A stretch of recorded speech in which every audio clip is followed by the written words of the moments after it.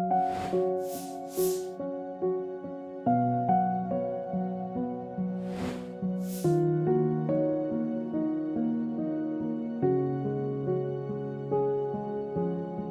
love what Far North Queensland has to offer for both lifestyle and career prospects.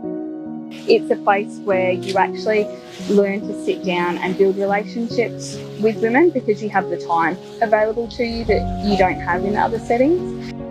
Here you're travelling over dirt road, you're sometimes taking a helicopter or a charter flight, you're really getting into remote areas, and then you appreciate what the women have to do to then access the hospital for their birth or just a general appointment or ultrasounds.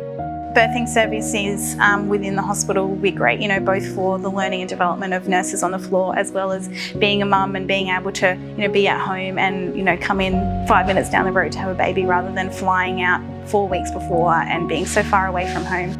When they come to work for us, we'd like them to be part of our community and as our family. Torres Strait Islanders and Aboriginal people are incredibly rich and diverse in culture. They are one of the oldest cultural groups globally who still have huge connections to water and their land, and we are incredibly lucky to be able to work with them up here. Part of our bringing birthing closer to home for the women of the Western Cape is we have been very lucky to bring soils from the lands, from the tribal areas surrounding the Western Cape. And we're going to bring them here to our garden that comes off our birthing suite. Therefore, when they birth their baby, they may plant their feet in the soils from which they come. That is so significant to their cultural beliefs. What we're doing is really, really important to close the gap for especially our First Nations women and families. Whether you are coming on as a cadet and then start on your nursing and midwifery journey, you can come in as an early career midwife, as a graduate midwife and as a registered midwife, and then work up to clinical midwifery. We really need strong midwifery leaders in Australia and Queensland. So we're creating that career pathway to support midwives on their career journey.